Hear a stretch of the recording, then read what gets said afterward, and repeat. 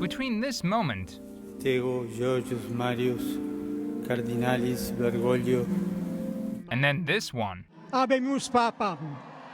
in little over than 24 hours, already so much had happened.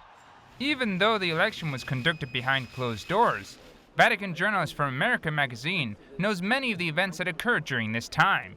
This is what he explores in his new book, The Election of Pope Francis.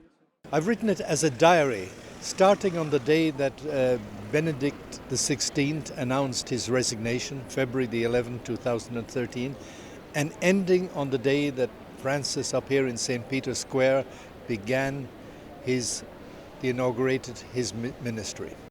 The book examines how the election of the first Latin American Pope happened.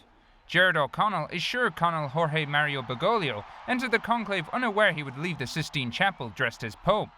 He understood it at the lunch time on March the 13th, before they went into the fourth ballot. It was clear after the third ballot that, barring some extraordinary event, he was going to be Pope.